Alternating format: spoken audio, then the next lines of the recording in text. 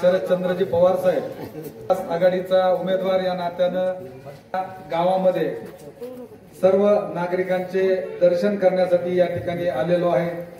या प्रसंगी मंचावर उपस्थित असलेले आपल्या गावचे कर्तव्यदक्ष सरपंच, राष्ट्रवादी काँग्रेसचे तालुक्याचे अध्यक्ष अमरभैया देशमुख, तानाजी लांडगे, सुधाकररावजी देशमुख,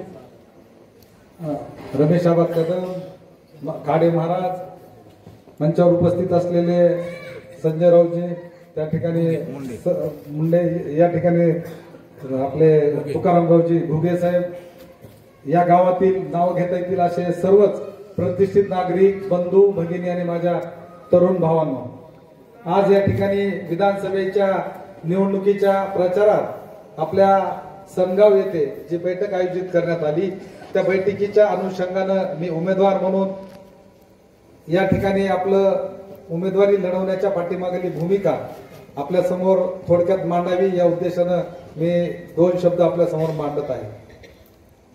या केज विधानसभा मतदारसंघामध्ये आपल्या आशीर्वादानं मला आमदार म्हणून 2-2.5 वर्ष काम करण्याची आपण मला संधी दिली। या 2-2.5 वर्षामध्ये मी काम करत असताना सर्वसामान्यांचे, गोरगरिबांचे, दीनदलितांचे जे काही काम माझ्याकडे ते घेऊन आले त्यांचं प्रामाणिकपणे काम करण्याचा मी त्या ठिकाणी प्रयत्न केला। कधीच जात, धर्म, पक्ष, पंथ न पाहता येणारा माणूस अडचणीत आहे, त्याला आपल्या सहकार्याची, मदतीची आवश्यकता आहे, या भावनेनं 2-2.5 वर्ष या मतदारसंघाची सेवा केली। पक्षाने मला 2014च्या निवडणुकीमध्ये थोडं थांबायला सांगितलं, तर मी 2014च्या निवडणुकीला थांबलो आणि पक्षाच्या उमेदवाराचं प्रामाणिकपणे त्या ठिकाणी काम करण्याचा प्रयत्न केला। त्याच्यानंतर 2019ची निवडणूक आली आणि 2019च्या निवडणुकीमध्ये राष्ट्रवादी काँग्रेस पक्षाची उमेदवारी ज्यांना त्या ठिकाणी देण्यात आली ते ऐन वेळेला दुसऱ्या पक्षामध्ये निघून गेले। राष्ट्रवादी काँग्रेसला धोका देऊन इतर पक्षामध्ये गेल्यामुळं त्या ठिकाणी मला पक्षाने त्या ठिकाणी उमेदवारी दिली आणि 8-10 दिवसाच्या फक्त कालावधीमध्येच या केज विधानसभा मतदारसंघाची उमेदवारी मिळालेली असताना पण या केज मतदारसंघातील सर्व जनतेने माझ्यासारख्या एका सर्वसामान्य कार्यकर्त्यावर जो विश्वास ठेवला आणि मला जवळपास 92,000 मतं या केज मतदारसंघातील मायबाप जनतेने या ठिकाणी दिली। खरोखरच मनापासून मी या सर्व जनतेच्या मनापासून त्यांना धन्यवाद देतो। आज आपण पाहतो की लोकशाहीमध्ये खरा राजा हा मतदार आहे आणि मतदाराच्या जीवावर, मतदाराच्या आशीर्वादावर एक आमच्या सारख्याची मान, मर्यादा, प्रतिष्ठा हे वाढत असते। आणि ज्यांना 2019च्या निवडणुकीमध्ये या केज मतदारसंघामध्ये आमदार म्हणून काम करण्याची संधी मिळाली, मी आज गेल्या अनेक दिवसापासून मतदारसंघामध्ये फिरतो आहे। फिरत असताना त्या मतदारसंघामध्ये ज्यावेळेस मी माझं मनोगत व्यक्त करतो त्यावेळेस त्या गावातील जनता मला सांगते की आम्ही 19ला ज्यांना त्या ठिकाणी निवडून दिलं ते 19च्या निवडणुकीनंतर आमच्या गावामध्ये कधी परत आलेच नाही। त्यांनी आमच्या गावातले काम तर सोडा, आमचं दुःख पण ऐकायला, आमचे प्रश्न ऐकायला पण त्या 5 वर्ष या मतदारसंघामध्ये फिरकल्याच नाहीत। त्याच्यामुळं कोण म्हणजे उमेदवार त्यावेळेस आमदार होते ते आम्हाला त्यांचा चेहरा बघितलं तरी सांगता येणार नाही।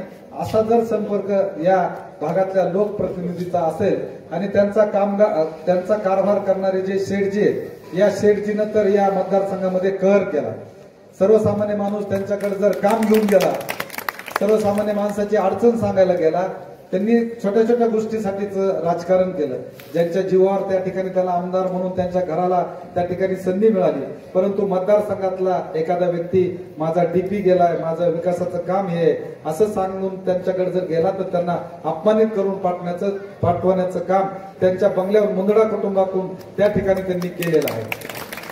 त्यामुळं मतदारसंघातली जनता हे स्वतः पश्चाताप करते की आपण कुठलाही आढावेढा न घेता आपण 19ला त्यांना सहकार्य केलं आणि आमचंच जर काम पडलं तर आम्हाला त्या ठिकाणी अपमानित होऊन आमचा आईबाप काढण्याचे जर ते कुटुंब त्या ठिकाणी काम करत असेल तर त्यांना या ठिकाणी कुठल्याही पद्धतीमध्ये आम्ही त्या ठिकाणी माफ करणार नाही।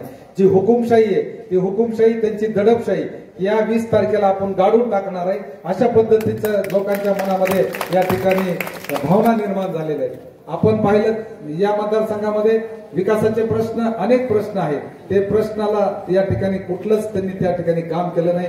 या मतदारसंघामध्ये त्यांनी काय काम केलं तर या मतदारसंघामध्ये प्रचंड प्रमाणात मोठी गुत्तेदारी केली आणि गुत्तेदारीमध्ये त्यांनी त्या ठिकाणी प्रचंड पैसा कमवला. 5 वर्षामध्ये येणाऱ्या प्रत्येक व्यक्तीला शिव्या घालणं, त्याला अपमानित करणं हे त्यांच्या बंगल्यावर त्या ठिकाणी काम झालं. आणि ज्यांना आमदार म्हणून निवडून दिलं ते 5 वर्ष पुणे मुंबई सारख्या ठिकाणी वास्तव्यास होते. कोरोना सारखी मोठी महामारी या देशामध्ये आली, जगामध्ये आली, त्यावेळेस हे मुंबई पुण्यासारख्या ठिकाणी वास्तव्याला होते. आणि त्या ठिकाणाहून त्यांनी एक पोस्ट फेसबुकला टाकली होती, कटिंग करायची पोस्ट टाकली होती. एकीकडे जनता, सर्वसामान्य जनता मेडिसिनसाठी, रुग्णसेवेसाठी त्रस्त होती आणि अशा अवस्थेमध्ये तुम्ही जर जनतेची चेष्टा करत असाल तर ही खऱ्या अर्थानं जनतेची अवहेलना करणारी बाब आहे आणि जनता या गोष्टीसाठी त्यांना कधीही माफ करणार नाही असं मी तुम्हाला या ठिकाणी आवर्जून सांगतो. आपल्या भागामध्ये अनेक नेते होऊन गेले. स्वर्गीय विलासराव देशमुख साहेब, स्वर्गीय गोपीनाथरावजी मुंडे साहेब, स्वर्गीय विमलताई यांनी काम करत असताना कधी असा भेदभाव केला नाही. सर्वसामान्य माणसाला हा माणूस म्हणून त्यांना सन्मान देण्याचं त्या ठिकाणी काम केलं आणि आज हे सर्वसामान्य माणसाला अपमानित करण्याचं त्या ठिकाणी काम करतात. आपल्या सर्वांना माहिती आहे की ताईंना या ठिकाणी मंत्री असताना पण वेगळ्या घरामध्ये वेगळ्या ठिकाणी राहण्याची वेळ ही कुणी आणली. एवढा राक्षसी प्रवृत्तीचा जो माणूस आहे त्या राक्षसी प्रवृत्तीनं ताई सारख्या एका चांगल्या म्हणजे नेत्याला त्या ठिकाणी वेगळ्या राहण्याची वेळ आली. कार्यकर्त्याला त्या ठिकाणी अपमानित करण्याचं काम केलं आणि या प्रवृत्तीला जर या ठिकाणी गाडायचं असेल, खऱ्या अर्थानं आपण लोकशाहीमध्ये जीवन जगणारे आपण सर्वजण कार्यकर्ते आहात. त्यामुळं लोकशाहीतला खरा राजा हा मतदार आहे. मतदार हा राजा असल्यामुळं त्यांनी येणाऱ्या काळामध्ये आपण आपल्या भागातले तर आपण प्रश्न सोडवणारच आहेत. आपल्या भागातलं जे आमदार म्हणून या ठिकाणी काम करतात त्यांना प्रशासकीय कामाचा कुठलंच ज्ञान नाही. सभागृहामध्ये ना शेतकऱ्यासाठी ते कधी बोलले, ना मजुरांसाठी कधी बोलले, ना माता भगिनींच्या एखाद्या व्यवसायाच्या म्हणजे त्यांच्या प्रश्नाबद्दल कधी बोलले, ना तरुणांच्या रोजगारासाठी बोलले.